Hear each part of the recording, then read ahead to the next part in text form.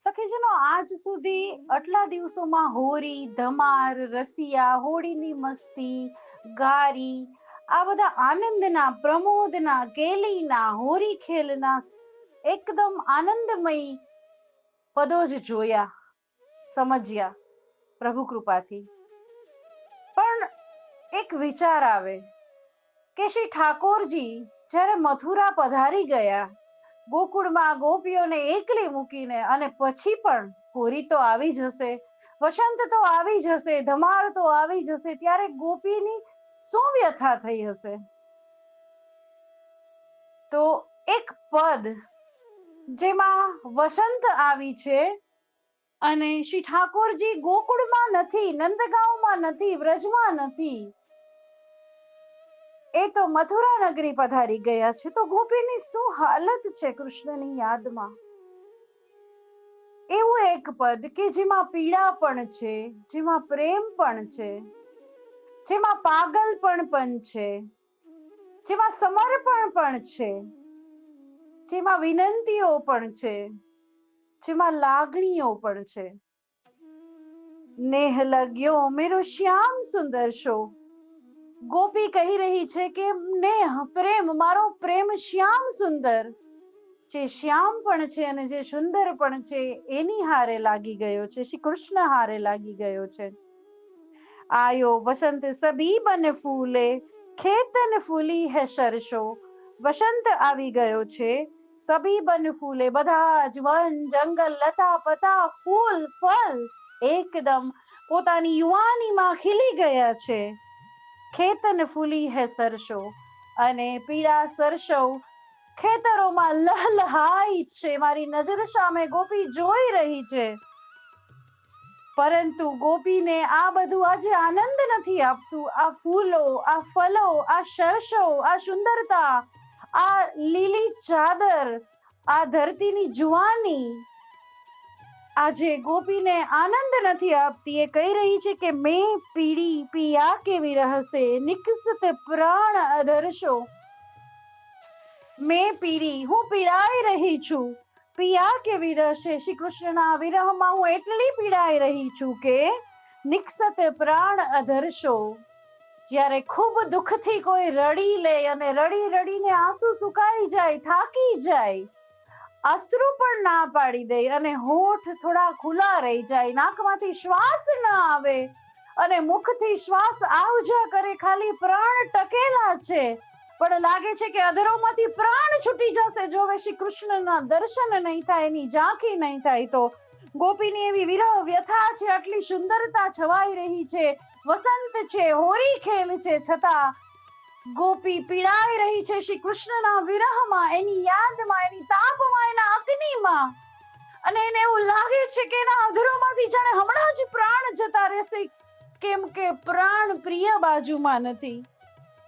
કહો જાય બંસીધર શો.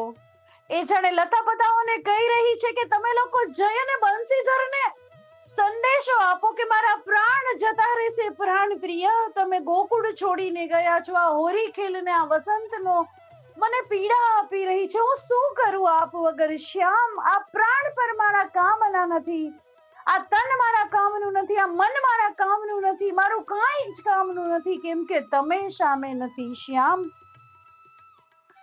फागुन में बहोरी खेलत है अपने अपने बरसो.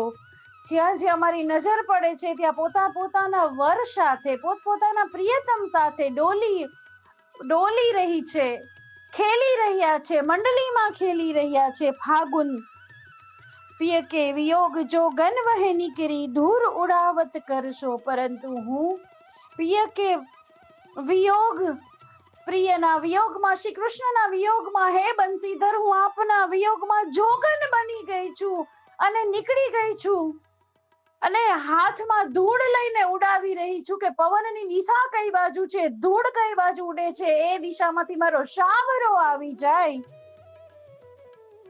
ચલી મથુરા કી ડગર શો. અને મથુરાની ડગર બાજુ હું વિયોગી બનીને, હું પાગલ બનીને, પાગલ પરાકાષ્ઠા બતાવી છે વિરહની, પાગલ બની ગઈ છે, વિયોગણ બની ગઈ છે, જોગણ બની ગઈ છે, અને ધૂળ ઉડાવે છે હાથથી, અને મથુરાની નગરી બાજુ ચાલી નીકળી છે ગોપી. ઉધો જાય દ્વારકા મેં કહિયો, ઇતની અરજ મેરી હરીશો. હે ઉદ્ધવજી, તમે દ્વારકા જાઓ. એ રાજા બની ગયો છે, દ્વારકાધીશ બની ગયો છે. ઉધો જાય દ્વારકા મેં કહિયો, ઇતની અરજ મેરી હરીશો. અને એને ઝોલી ફેલાવીને, ઘૂંટણ પર આવીને, હાથ જોડીને, મસ્તક એના શિરમાં નમાવીને અને નાક એના ચરણોમાં રગડી અને મારા સમાચાર આપો, મારી અરજ પહોંચાડો. વિરહ વ્યથા સે જીયરા ડરપત હે, જબ તે કહે ગए હરિ ઘર શો. હે હરિ, આપ જ્યારે ઘરમાંથી ગયા છો, ગોકુળમાંથી ગયા છો, નંદાલયમાંથી ગયા છો, નંદગાંવથી ગયા છો, વ્રજથી ગયા છો, મારું જી ત્યારનું ડરી રહ્યું છે. આ વિરહ વ્યથા મારાથી સહન નથી થતી. હું એક જિંદા લાશ બનીને ફરું છું. શ્રી ઠાકોરજી, આપ વગર દર્શ દેખન કહો તરશો. હું દર્શ માટે તરશું છું. કહો, એને જઈને કહો કે મને એક દર્શનની લાલસા છે અને કે દર્શનની લાલસાથી મારા પ્રાણ ટકી રહ્યા છે.